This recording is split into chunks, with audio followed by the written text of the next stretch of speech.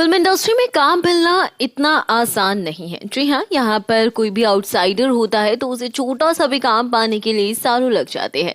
Talent होने के बावजूद भी काम नहीं मिल पाता है, जो कि फिल्मी दुनिया है, संघर्ष मांगती है। लेकिन यहाँ कोई संघर्ष करना नहीं चाहता, कोई स्ट्रगल करना नहीं चाहता। ज्यादातर स्टार किड्स आगे आ रही हैं, तो वहीं कुछ ऐसे भी लोग हैं जो बस प्रोड्यूसर्स और डायरेक्टर्स के साथ एक एक रात का समझौता करते हैं।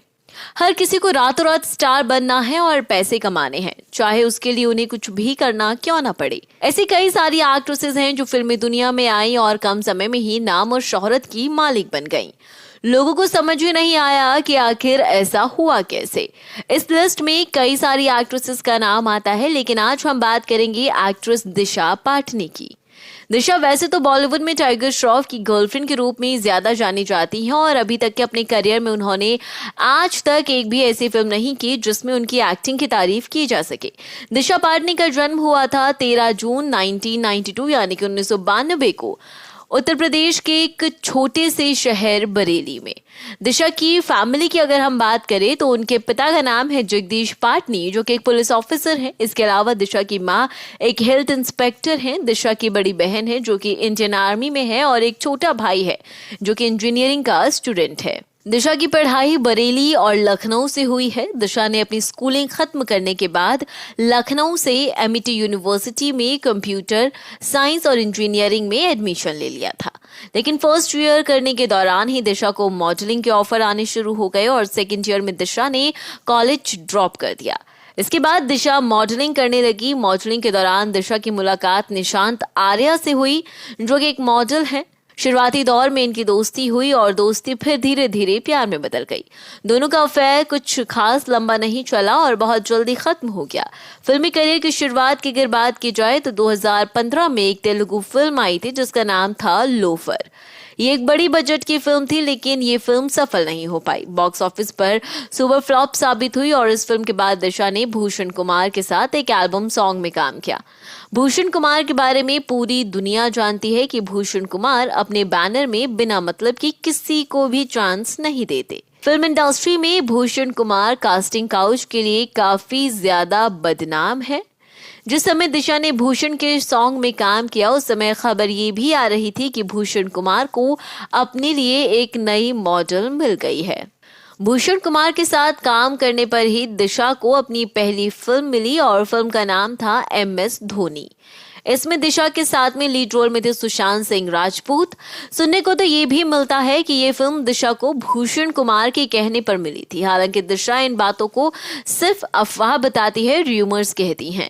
दिशा का कहना है कि इस फिल्म के लिए उन्होंने कई सारे राउंड के लिए ऑडिशंस दिए थे, लेकिन सच क्या है दिशा ही जानती हैं। खैर, MS धोनी को डायरेक्ट और प्रोड्यूस किया था नीरज पांडे ने और कहा जाता है कि नीरज पांडे भूषण कुमार के काफी अच्छे दोस्त हैं। MS धोनी जो फिल्म है ये भूषण कुमार के कहने पर ही दिशा पाटनी को मिली। इस तरह की कई सारी खबरें सुर्खियों का हिस्सा बनी थी। भूषण कुमार के ऊपर कई बार कास्टिंग काउच का आरोप लग चुका है। उन्हें कई बार इसके लिए गिरफ्तार किया जा चुका है।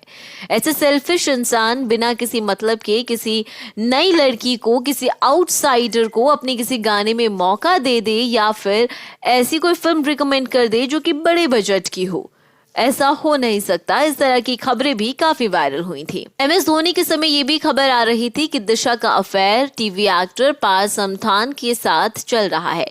लेकिन जैसे ही दिशा की पहली फिल्म बॉलीवुड में हिट हुई तो दिशा ने पार्थ से रिश्ता तोड़ दिया। MS धोनी एक बड़ी मूवी जरूर थी, लेकिन इस फिल्म में दिशा का रोल उतना ज्यादा बड़ा नहीं था जिसमें कि दिशा को टैलेंट दिखाने का मौका मिले। लेकिन दिशा को इस फिल्म के बाद काफी ज्यादा अच्छा रिस्पॉन्स मिला था। इतना ही नहीं, उन्हें एक चाइनीज मूवी में जैकी चैन के साथ भी काम करने का मौका मिल गया था, जबकि जैकी चैन के बारे में ये कहा जाता है कि वो अपनी फिल्म में अच्छे एक्टर्स के साथ ही काम करते हैं। जबकि दिशा की सिर्फ एक मूवी रिलीज हुई थी, तो ऐसे में उसे अच्छा या बुरा कहना बहुत जल्दबाजी होगी।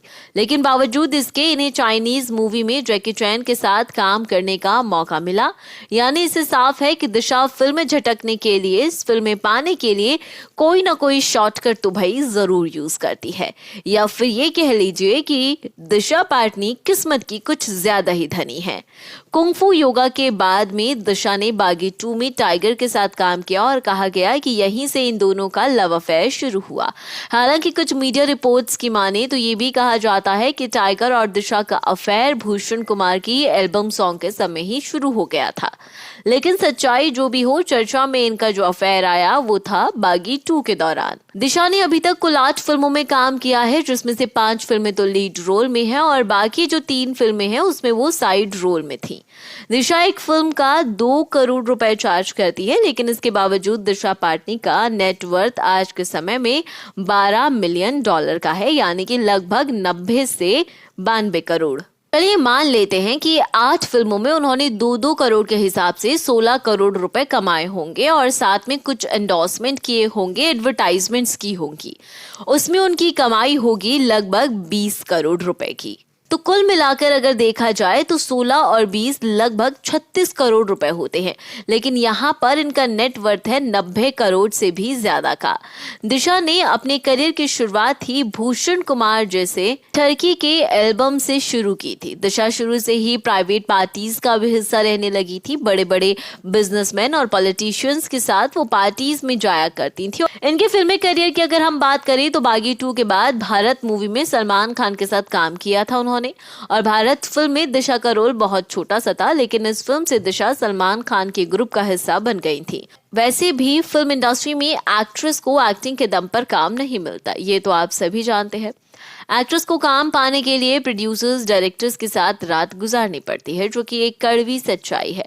आपका क्या कहना है इस बारे में, आप कमेंट करके बताइएगा। क्या सच में फीमेल एक्ट्रेसेस को काम पाने के लिए प्रोड्यूसर्स और डायरेक्टर्स के साथ सोना पड़ता है या नहीं, और क्या वाकई दिशा पाटनी अब फिल्मों से नहीं बल्कि और इस तरह के शॉर्टकट से इंडस्ट्री में खुद को बनाए रखना चाहती है?